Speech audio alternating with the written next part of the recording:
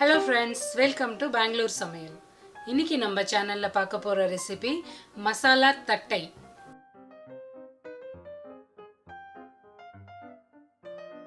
இதுக்கு தேவையான ingredients அரிசி மாவு 1 கப், மைதா மாவு 2 ஸ்பூன், பொட்டுக்கடலை 3 ஸ்பூன், சீரகம் 1/2 ஸ்பூன், வேர்க்கடலை வறுத்து தோல் நீக்கின வேர்க்கடலை 1/4 கப், காஞ்ச மிளகாய் 4 ல இருந்து 5, கறிவேப்பிலை 1 கொத்து. நம்ம எடுத்து வச்ச காஞ்ச மிளகாய் அப்புறம் கறிவேப்பிலை இது ரெண்டுமே வந்து ட்ரையா வறுத்துக்கலாம். இதை வந்து வெயில்ல காய வச்சு மிக்ஸில போட்டு பொடி பண்ணிக்கினாக்க ஓகே தான். இப்போ ஆல்மோஸ்ட் இது வறுத்தாச்சு. இதை வந்து ஒரு மிக்ஸி ஜாருக்கு மாற்றிடலாம். இப்போ அடுத்ததாக வந்து நம்ம மைதா மாவை வறுத்து எடுத்துக்கலாம். லேசாக சூடானா போதும். இப்போ இது நல்லா சூடாயிடுச்சு. இதை வந்து ஒரு பவுலுக்கு மாற்றிக்கலாம். இப்போ அடுத்ததாக மிக்ஸி ஜாரில் நம்ம வறுத்து வச்ச கருவேப்பிலை, காஞ்ச மிளகாய், வறுத்து தோல் நீக்கின வேர்க்கடலை, அப்புறம் பொட்டுக்கடலை எல்லாத்தையும் போட்டு இந்த மாதிரி கோர்ஸாக பவுடர் பண்ணின்னு வரணும். ரொம்ப நைஸாக ஆகக்கூடாது, ரஃப்பாக இருக்கணும். அடுத்ததாக ஒரு மிக்சிங் பவுலில் நம்ம வறுத்து வச்ச மைதா மாவு, அரிசி மாவு, நம்ம பொடி பண்ணி வச்ச பவுடரு, சீரகம், தேவையான அளவுக்கு உப்பு, இது எல்லாத்தையும் நல்லா கலந்து விட்டுருங்க.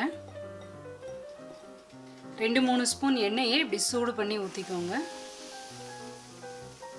கேர்ஃபுல்லாக மிக்ஸ் பண்ணிக்கோங்க, கொஞ்சம் சூடாக இருக்கும். இந்த எண்ணெய் எல்லா இடத்துலையும் மிக்ஸ் ஆகிற மாதிரி நல்லா கலந்து விட்டுருங்க. இதில் சீரகத்துக்கு பதிலாக நீங்கள் எள்ளை கூட சேர்த்துக்கலாம். இப்படி பிடிக்க வரணும். இப்படி வந்ததுன்னா எண்ணெய் சரியாக இருக்குன்னு அர்த்தம். அடுத்ததாக தண்ணி ஊற்றி பிசைஞ்சிடலாம். சப்பாத்தி மாவு பதத்துக்கு பிசைஞ்சு வச்சுங்க.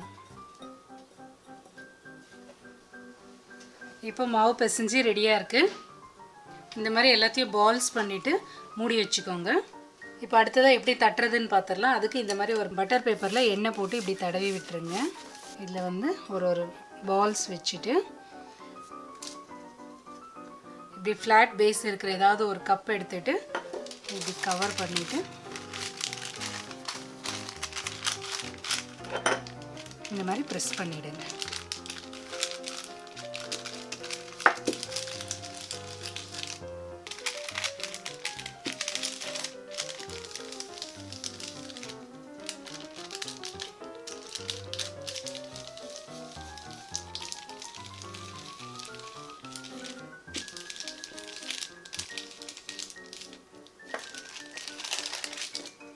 பார்த்தீங்களா, இப்போ இது ரெடி ஆகிடுச்சு. இதை வந்து எண்ணெயில் போட்டு பொரிச்சு எடுத்துடணும், அவ்வளோதான். ஒரு பேன் வச்சு வறுக்க தேவையான அளவுக்கு எண்ணெய் ஊற்றி சூடு பண்ணிக்கோங்க. எண்ணெய் காஞ்சதும் ஒன்றுன்னா நம்ம போட்டு பொரிச்சு எடுத்துடலாம். எண்ணெய் வந்து ரொம்ப அதிகமாக காஞ்சிடக்கூடாது. மேலே வந்து கருப்பாயிரும், உள்ளெல்லாம் வந்து வேகாமல் இருக்கும், அப்புறம் சாஃப்டாக வந்துடும். எண்ணெய் மீடியம் சூட்டில் இருக்கணும். ஒன்றொன்னா போட்டு வேக வைக்கணும். மீடியம் சூடாக இருந்தால் தான் நமக்கு வந்து கிறிஸ்பாக நல்லா வரும்.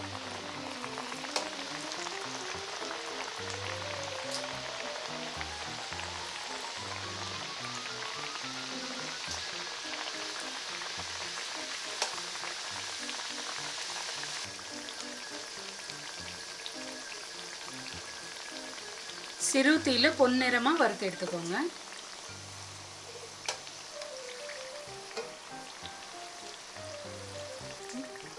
இப்போ இது பொன்னிறமாக ஆயிடுச்சு. இப்போ நம்ம இதை எடுத்துடலாம்.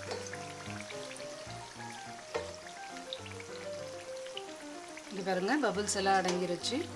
இப்போ சரியாக இருக்கும்.